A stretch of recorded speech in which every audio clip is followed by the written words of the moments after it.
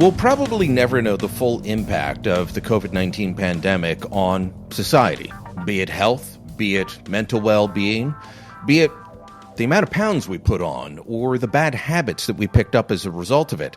But COVID-19 and the pandemic that saw much of society locked down had a huge impact on us. Hello, my name's Brian Lilly. Welcome to the Full Comment Podcast. A new documentary tries to look at the unseen impacts of the pandemic, of the lockdowns, of the government responses in both Canada and the United States. Were the decisions being made driven by science? Were they driven by politics? Were they driven by polling? These are some of the questions that we've asked and answered in the past, but Vanessa Dylyn, in her new documentary, COVID Collateral, examines them again, including speaking to some voices that we've heard from in the past, like Dr. Jay Batra. Vanessa, thanks for the time today. Oh, you're welcome, Brian. Lovely to be with you. What was the reasoning behind making this documentary and making it now? And I ask in the sense that the pandemic was a really dark time for a lot of people, and many just want to forget about it, don't even want to think about it or talk about it anymore, and don't show me a mask. So why go back to this topic? Well, I think it's a very good time to go back to this period in our lives, because I think there needs to be some accountability for the policies which devastated and really upended people's lives. What motivated me to make this film was not just the level of human suffering, but also the fact that I learned that some of the policies were not based on science. For example, early in 2020, I noticed that there were some prominent scientists who were speaking up against lockdowns, people like Jay Bhattacharya, that you just mentioned, of Stanford, Dr. Scott Atlas, who is a really well-known public health policy scholar, Martin Kulldorff at Harvard, and Sunetra Gupta at Oxford. These were leaders in their field. They were speaking out against lockdowns, saying, we already have a pandemic plan in place, and we do not have the science to justify lockdowns. And based on their statements, they were demonized by their own universities, by medical institutions such as the NIH. They were being called fringe, and they were really being taken down in brutal ways by the media. And at the same time, I noticed that there was a discussion about the origin of the virus, and that Dr. Fauci, as the chief medical officer in the White House, tried to explain the origin of the virus as a natural evolution of animal to human.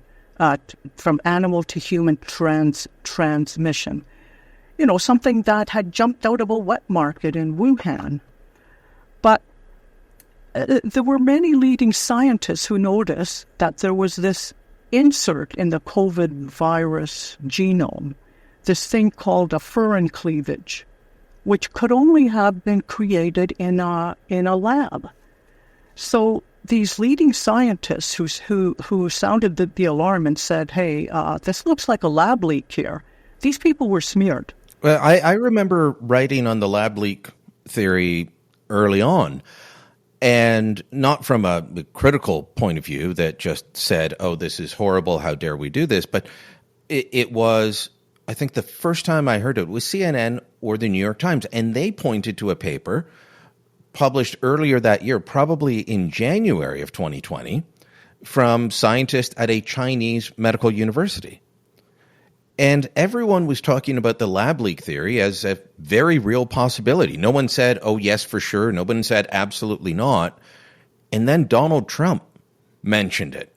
And suddenly this became a conspiracy theory. And that to me was the beginning of, wow, this is incredibly political. Because the president mentioned something that the New York Times and CNN and medical doctors around the world have been discussing in academic papers and journals. Because he mentions it, we suddenly have to discredit it. That was shocking to me, and that was early in 2020. Absolutely. And what we do see in the film is that through access to emails between Dr. Fauci and his group of scientists, we do see the early warnings from his own scientists saying, this does look like a lab leak. Then what they did do, they did a huddle, and they basically published an article in Science in the magazine Science magazine. Yes, in the magazine Science, saying that all the science points to the fact that this was a natural evolution, that this all came out that the virus had escaped from a wet market and had jumped to a human being. Now, why would they do this? We do know that Dr. Fauci's department had been financing for a number of years coronavirus research at the Wuhan lab.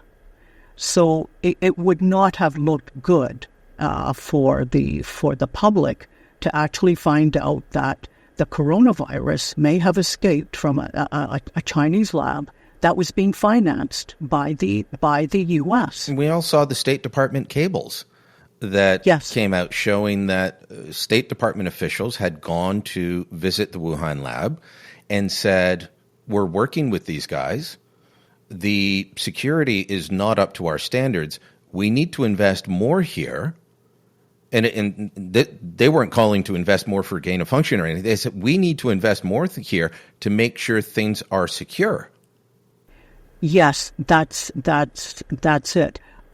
What had happened at the Wuhan lab was that the FBI and medical officials knew that the Wuhan Institute was classified as a level 4 biohazard lab. That is the highest level of let's say, danger in the world. But they were functioning as China will do, because they are rather careless about human beings and human health. They were functioning at a level 2, which is like your local dental office. Now, the Americans had become so concerned about this. A scientist called Peter Daszak, who was responsible for, in a sense, for parceling out the funding parceling out the American funding to the different departments at the Wuhan lab. He had become so concerned that as early as 2018, he asked for lab leak insurance from the NIH. Wow. And it was turned down. So people knew many years ago that there was danger, that there was, that the possibility of a lab leak was very possible. Now, because of where this lab is, we will never know exactly what happened, how, and why, because the government of China will never allow it. I'm talking the very minute details, Vanessa.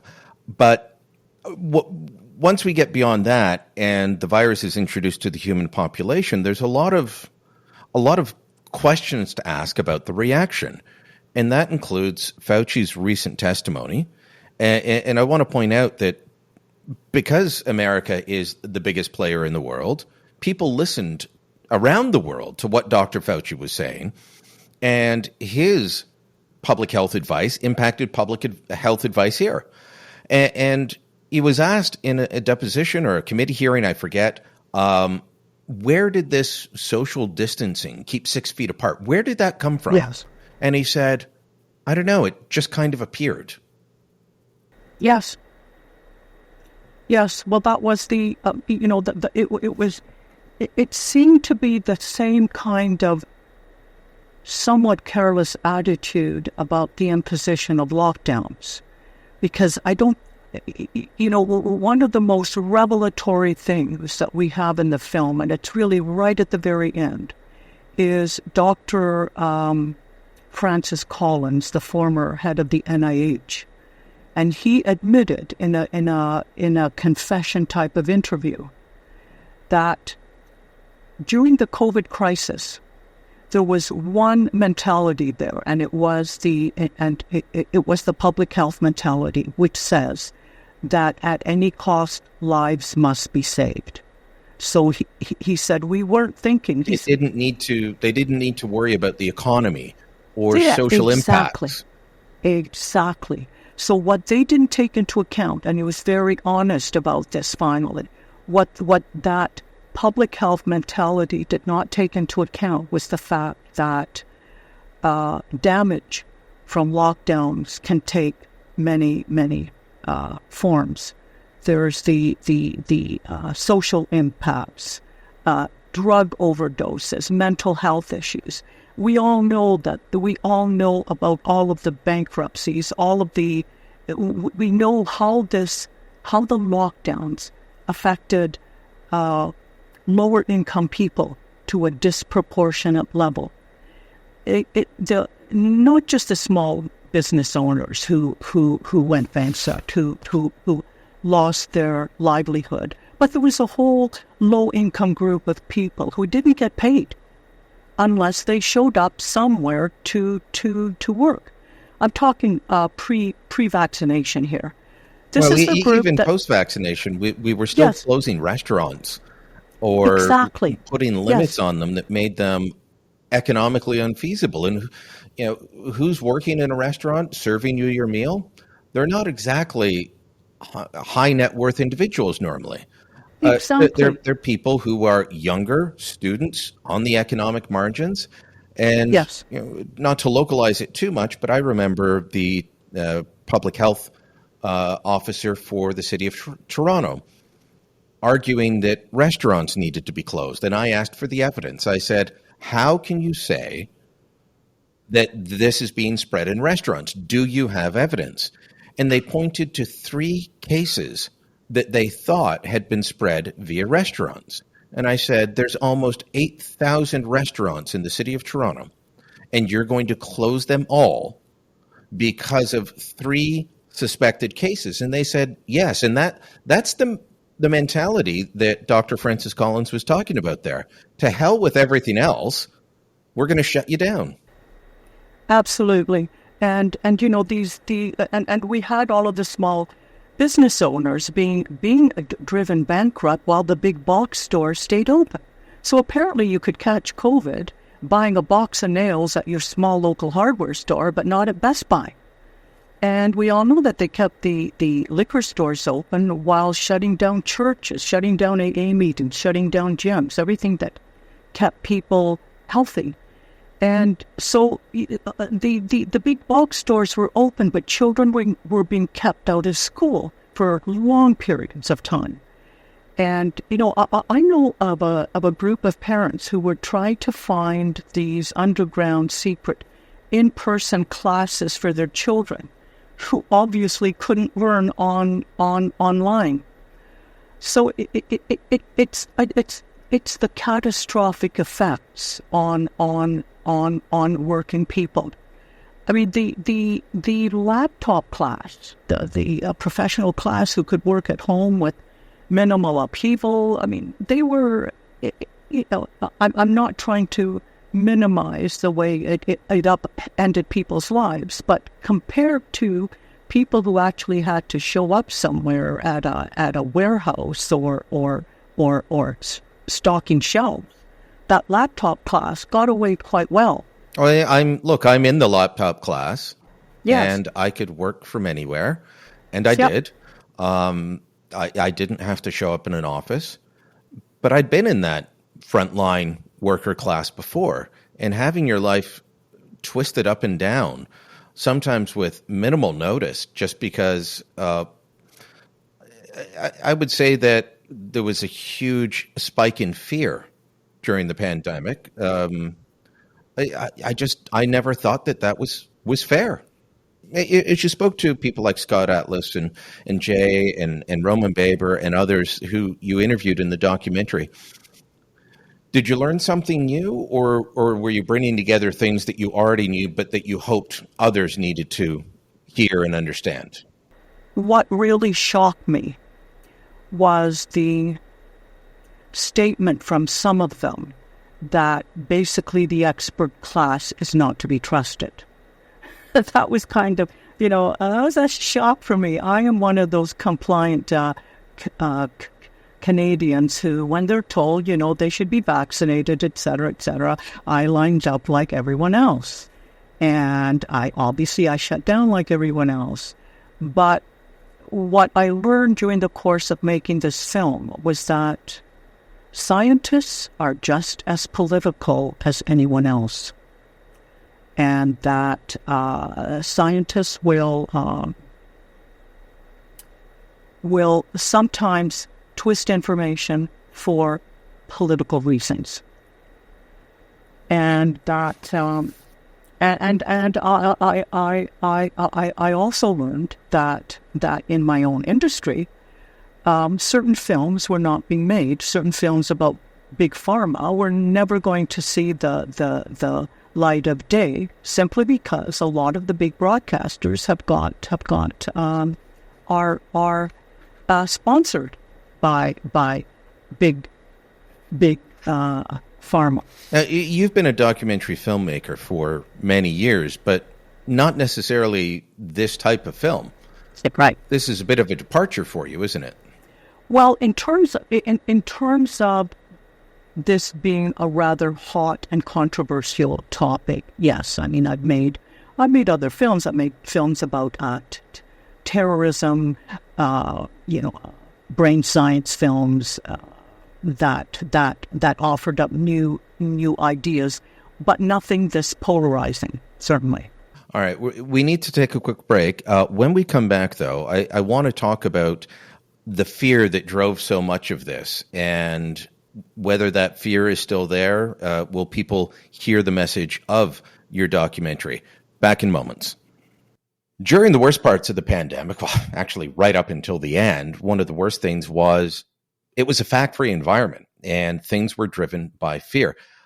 Vanessa, I want to read you from something that I wrote in the fall of 2020, and it was about how in Ontario's first wave of COVID through nursing homes, which was incredibly devastating.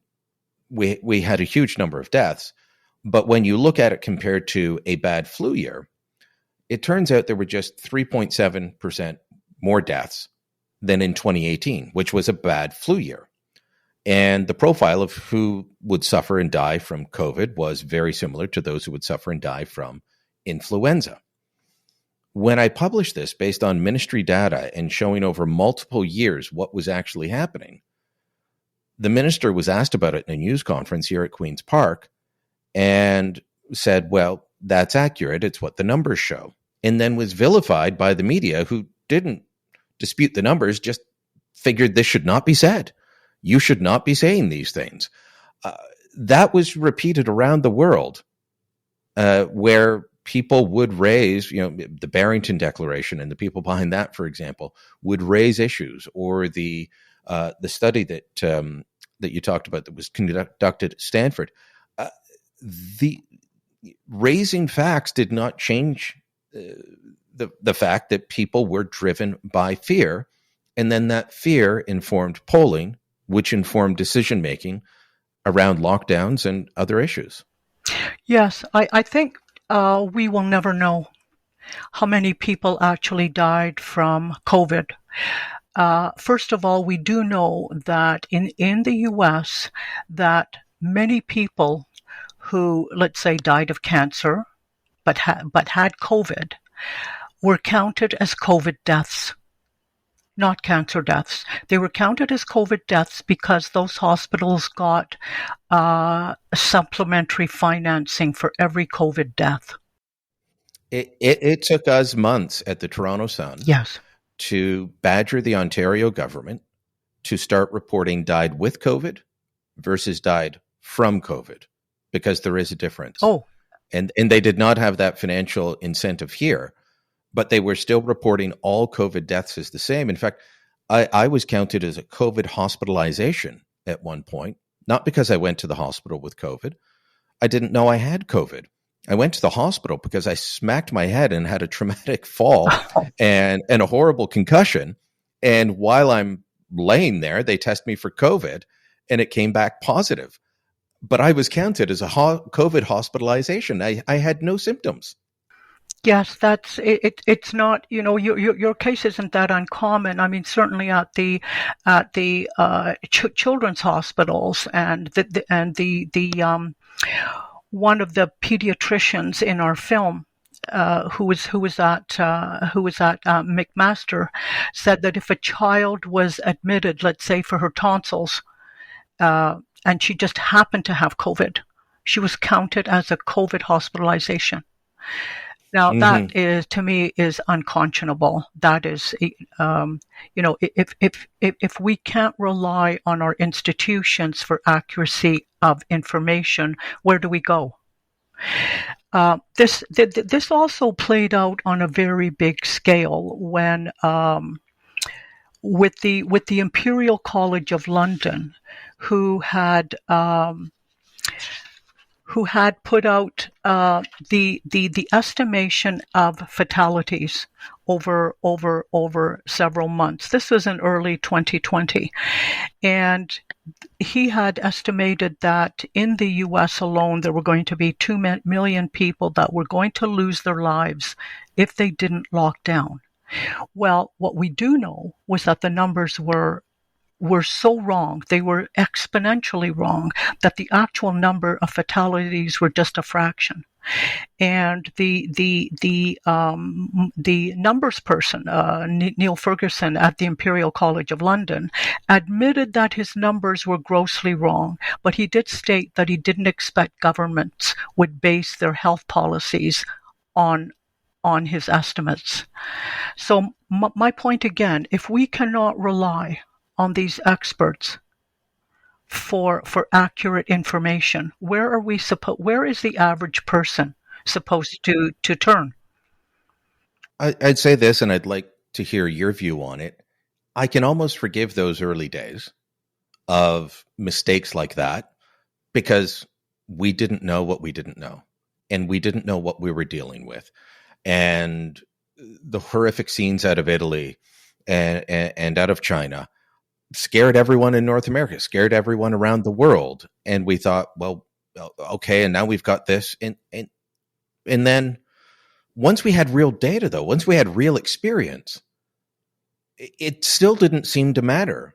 The fear drove the policy, and parents demanded that schools be closed because doctors went on TV and said schools need to be closed. And it didn't matter if you had 5 other doctors saying no.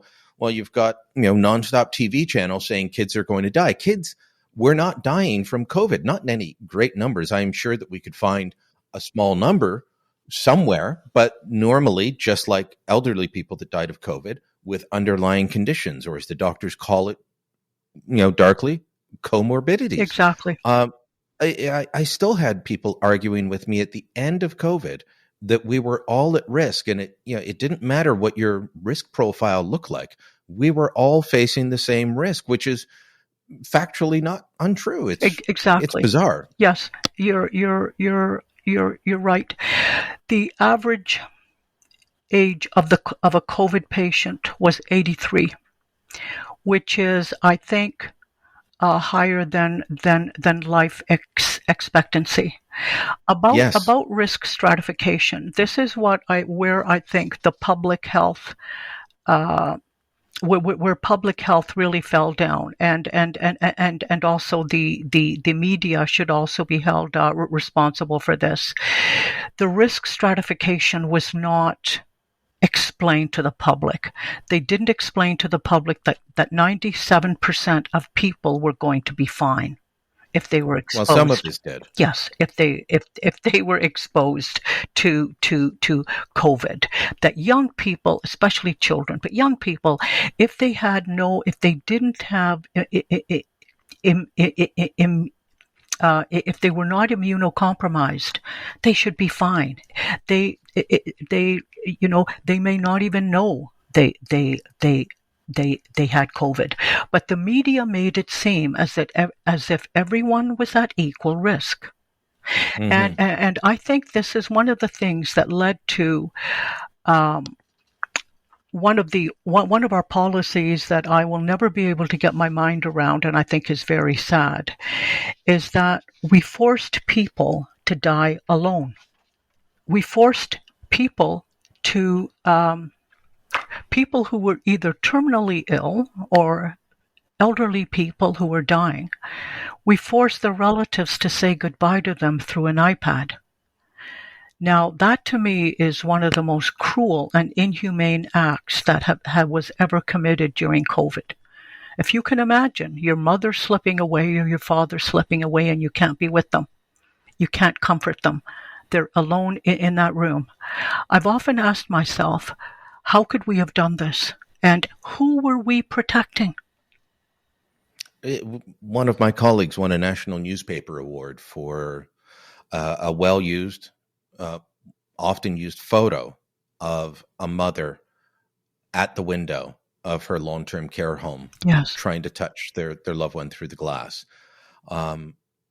That was an absolutely horrific policy, Yeah. one that was replicated around the world. And if somebody came up with one bad policy, we all seemed to just adopt it without stopping to think. And it was bizarre. We would have arguments over lockdowns or opening up. Well, if we're being honest, you look at the United States, California had some of the strictest lockdowns and at times had some of the worst COVID outcomes. Florida was more open, not as open as people think, but more open. And theirs went up and down as well. Sometimes they were doing great. Sometimes they were doing horribly. And you could show that and say, well, the lockdowns aren't helping. And the argument would be, yes, they are. You can't say that. Again, back to people not wanting evidence. Now, I want to ask you about this. You spoke to many people who are against it, including Roman Baber, who worked in the building I'm sitting in now as an elected official. Roman would actually show up with data and information and try and make the argument. But many in the anti-lockdown camp would say, and this is where I ended up breaking with them, they would say, well, you can't lock us down. And I remember saying to some leaders and organizers of it, I said, and I wrote a column about this, I said, you've got to come up with a better argument than what you're using right now, which you're just saying, you can't lock me down, it's a violation of my rights. Because the general public, you can see that the general public does not care about your rights and is demanding more lockdowns.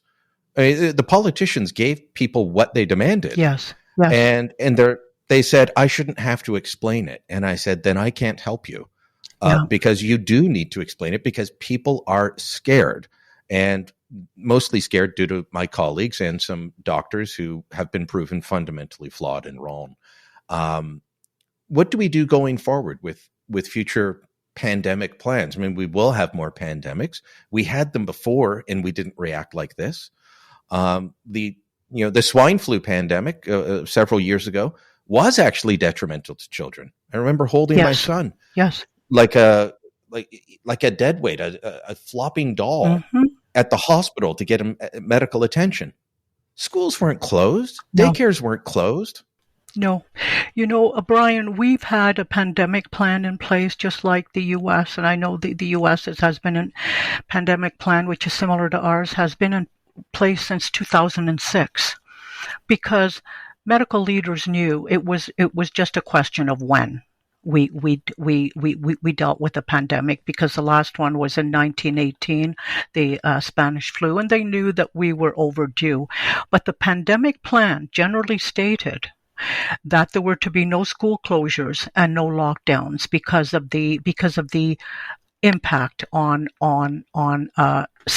society, but that the most vulnerable people in society needed to be protected.